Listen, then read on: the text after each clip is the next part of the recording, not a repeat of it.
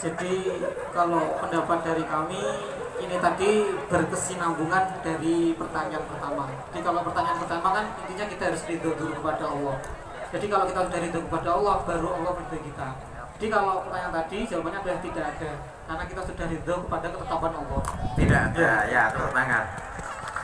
Dan Allah berfirman di dalam hadis-hadis qudsi, hadis yang khususon melalui Rasulullah. Siapa yang tidak ridho kepada ketentuanku, saya persilakan pindah dari bumi. Bongko kon yo, kalian nanti kan. Nek kon dikon pindah teko Mojokerto kalian nang Jombang. Gitu. Pindah teko Jawa Timur nang Jawa Barat. Pindah teko Jawa nang Kalimantan. Pindah teko Indonesia nang Malaysia nang Amerika. Nek pindah teko bumi. Yo bener iku mang. Wis bongko ae ngono ya, bongko. Mate wae ngono ya. Jadi tolong Dik, ada beda tipis antara tidak suka, artinya janjane kan tangi isu janjane gak seneng toh. Tapi akhirnya kan ikhlas kan tangi isu toh.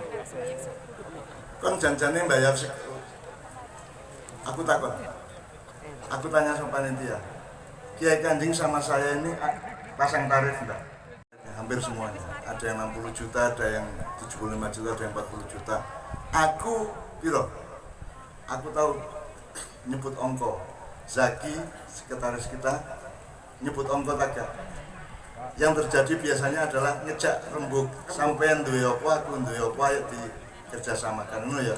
Jadi aku gak duwe tarif ya. Gak duwe tarif. Gitu ya. Jadi kalau dihubungkan sama apa? Ridho tadi, aku gak wani, Allah gak ridho karo aku. Soalnya aku di Hong Kong, di Korea, di Taiwan ya aku takon nang arek-arek kon iku nek mbayari ustaz-ustaz iku piro? Iki kadang 75 juta, kadang-kadang 100 juta, kadang-kadang 50. Aku takon ya rek. Pas kon ngekek not amplop iku nang ustaz, atimu ya apa? Ya apa malih ngono rek. Berarti ya apa? Berarti kayak ya apa malih. Lah aku aku nrimo dhuwit sing ponge iku ngekeki karo atine ya apa meneh. Aku gak gelem aku. Jadi sampai sekarang saya itu tidak punya harga. Sampai sekarang. Padahal di dalam proposal panitia itu kan disebut bahwa kenapa kita sinau itu karena kita sekarang mulai memasuki industri kan gitu. Jadi saya sembarang itu didol sembarang itu ono regane kan sing gratis gitu toh. Gitu ya. Jadi sekarang tuh namanya kapitalis. Itu asal usulnya ini di abad 16 itu ada gerakan yang namanya Renaissance dari Italia dan Prancis, di mana kekuasaan kerajaan-kerajaan diganti oleh pedagang-pedagang atau pengusaha, sehingga urip sak dunia itu kemudian berpikirnya bagi tarugi oleh duit agak murah sampai saiki. Akhirnya karena kekuasaan kerajaan diganti oleh kekuasaan pedagang, akhirnya Londo mikir, wah aku di Indonesia ku akeh rempah-rempah ayo rono karpe rene gak jajar, karpe kare dagang. Cuman sampai sini ke arah-arah kok gamoh ya tak bijui gak apa akhirnya dibijui. Ratune rajone dibijui, rakyatnya dibijui, akhirnya selama 350 tahun kita dibujui kata Londo, bukan dijajah, dibujui gitu ya. Karena dia merasa oleh badi wakan di Indonesia gitu. Nah, sampai saiki kan uang kan semua diregani. Ustadz ono regane, kiai ono regane, langsung sih sekolah ya ono regane. Sembarang diregani lah. Aku gak wani ngregani. Aku gak wani ngregani. Nek uang ini gak sama regani aku sih ya apa meneh. Tak terima ikhlas aku. Karena saya takut kalau saya ngeregani awakku, aku jadi kaya bocor iman. Jadi saya tidak berani soalnya nek aku ngeregani biasanya ngomongin aku karena jadi njaluk aku rego. Soalnya aku tak regani kon gak iso mbayar. Piro sih dhuwitmu? Kon tau krungu omongan sing kaya tak omongno. Lah gak tau sak donya, kit abad piroe gak tau. Kon tau ngalami acara kaya ngene. Gak tau. Jadi ini sangat spesial, sangat mahal harganya. Nek aku ngeregani kon gak iso mbayar. Jadi ngene rek wis gak usah, kon gak usah bayar aku. Wis pokoke anu saja, pokoknya saling sayang satu sama lain, Bu, ya apa bentuknya kita runding bersama-sama. Makanya saya tidak pernah ngeregani. Makanya Bu, saya tuh kenapa itu semua karena saya takut tidak mendapat ridho. Jadi ada faktor lain tidak hanya mencari ridho, kita takut tidak mendapat ridho dari Allah. Jadi aku gak wani, Bu. Saya tidak berani mencalonkan diri jadi bupati sampai presiden apa sebagainya. Allah mengatakan, yang Nabi ngomong, siapa saja yang mengemis kekuasaan, artinya mencalonkan diri, maka Allah tidak ikut-ikut. Gusti Allah gak melok-melok. Nah aku gak wani ngelakoni apa sih Gusti Allah gak melok. Ya. Saya selalu butuh perlindungan Allah. Nah, sampai aku gak dilindungi Allah kan mati aku. Jadi saya tidak berani mencalonkan diri. Mulanya aku saya kan tinggon. Aku kan tinggon. Aku tidak punya tempat apapun di Indonesia bupati. Aku jadi kiai gak wani, jadi sarjana gak wani, jadi pengusaha gak wani, jadi menteri gak wani, jadi presiden gak wani. Nah aku jadi presiden, menteri ini kan sing gelem. Musuh aku itu. Nah aku jadi menteri presiden tak buantah bendino. Bercanda sing itu. Jadi aku kayak saya jadi apa-apa. Aku mulanya aku ki jabatanku mek situ Mbah. Gitu? Mbah. Saya bukan profesor, bukan Gus, bukan Syekhona, bukan KPK. Soalnya KPK itu tanggung jawab gede. Nek Mbah lah cukup kasih saya. Yang penting aku terus nongkar awakmu, awakmu mesti terus nongkar aku. Awakmu gak mungkin memecat aku tuh. Ono tak Mbah dipecat itu. Agak sih. Masih yang baik goblok dipecat agak. Aku mau nambah pinter gitu. Jadi saya hanya Mbah, Bu Bupati ya. Itu ternyata Allah memberikan saya fadilah yang berupa kata Mbah itu. Aku seneng. Aku di rest area terus foto Mbah, foto asal foto Mbah. Dan aku wingi awan karo Mbak Via ya. Aku nang warung 90% aku nang warung gak tau bayar. Soalnya akeh putu-putu sing wis bayar. Niku ampun dibayar. Mbak Via mau dibayar kali Bapak Niko. Jadi aku terus kudu ngarani wonge sing bayari aku. Bahkan Kiai Kanjeng itu tahu nang warung di daerah di Lamongan tadi itu. Kate bayar wis dibayari wong. Saene kae.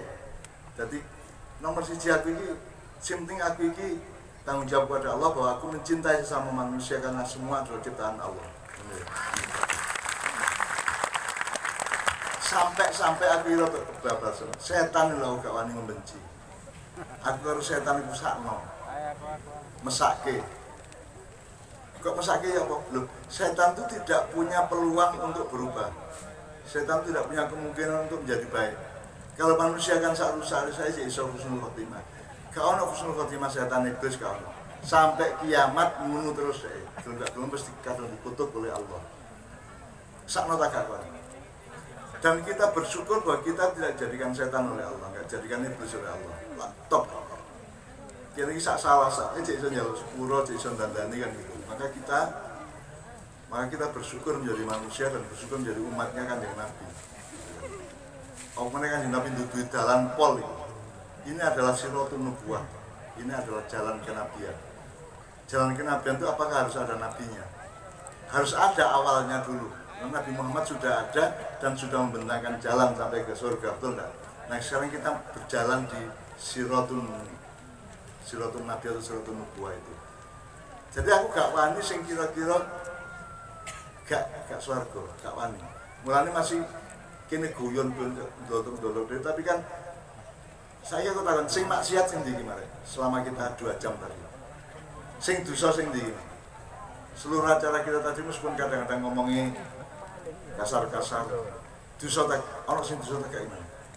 Ada yang maksiat enggak? Ada yang Allah marah enggak kira-kira selama kita acara tadi? Kira-kira apa sing Allah marah? Kulo.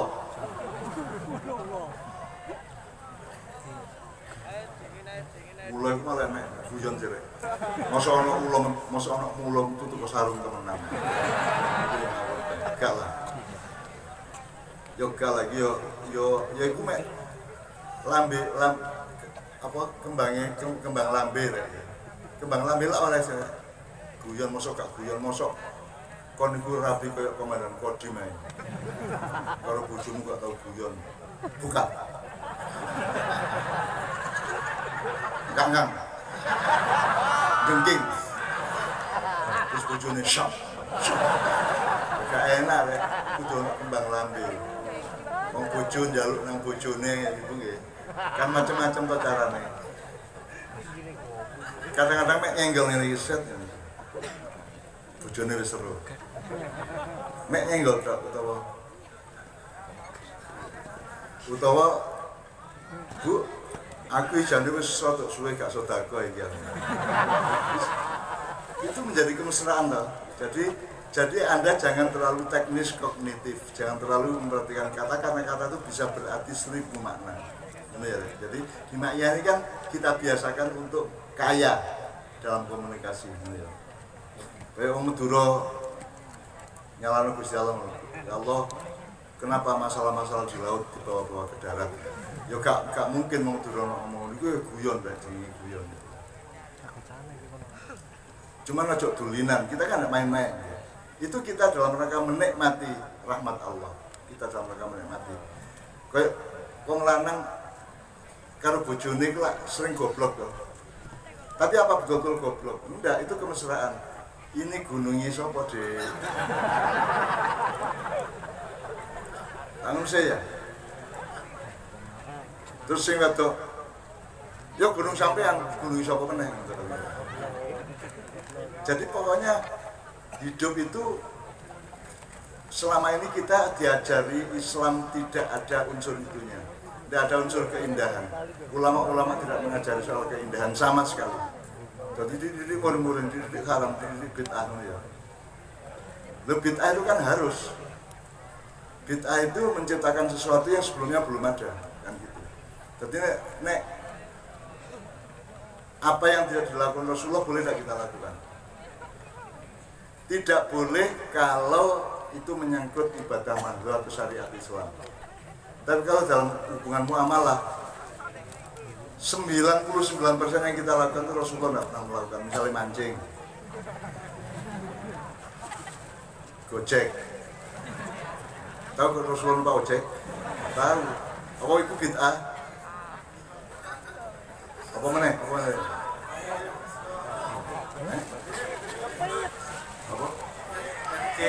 Game ya. Bahkan kon gak iso karo datane, kon cawetan. Cawetan ya. Aku takon nabi-nabi biyen nulis cawetan laga. Lah gak harus sih. Lah padha garuwe. Mungkin nek ditutupi ngene tok kaya kain tok ya, tapi kan gurung karuan wis ana celana pendek to. Jadi terus kok saiki katokan bid'ah ngono. Ya cok nemen-nemen kok rek. Bid'ah itu hanya berlangsung kalau ibadah makhluk kamu rubah. Misalnya sholat kamu rubah. Misalnya apa? Allahu Akbar. Misalnya Allahu liman hamidah. Nah, itu bid'ah ya. Allahu Akbar. Itu bid'ah ya. Tapi nek ibadah muamalah kan nggak masalah. Rasulullah tahu mangan rujak, mangan rujak jenggur, gurung tahu ngerasakno. Dadi meneh-meneh apa men swarga nyeken. Kanjeng Nabi sak ampu-ampuhe sampean tak gurung tahu mangan rujak jenggur sampean. Ya durung rek. Jadi sing indah kok. Lah itu kan indah toh. Itu bukan mengejek, itu indah. Itu keindahan. Keindahan itu gak mek rembulan dan daun gak ngono tok. Indah itu macam-macam rek. Indah itu begitu luasnya dan di dalam ajaran Islam oleh para ulama gak tahu loh dia ngomong keindahan ini. Gak tahu belas. Tidak pernah ulama ngomong keindahan. Mulane gampang muring-muring. Gak iso guyon barang. Nah di maknya ini kita biasakan untuk hidup itu 3. Kebenaran, kebaikan, keindahan ya. Ojo bener tok kudu apik. Ojo apik tok kudu indah. Makanya bahasa Indonesia yang benar dan baik dan indah gitu. Menurut saya banyak bahasa Indonesia misalnya kon karo bapakmu. Wahai bapakku, dari manakah engkau? Ya, bener tak gak? Bener. Tapi indah tak gak? Jadi indah itu penting, Rek. Jadi indah itu salah satunya empan-papan, proporsional, soleh tadi itu. Nek karo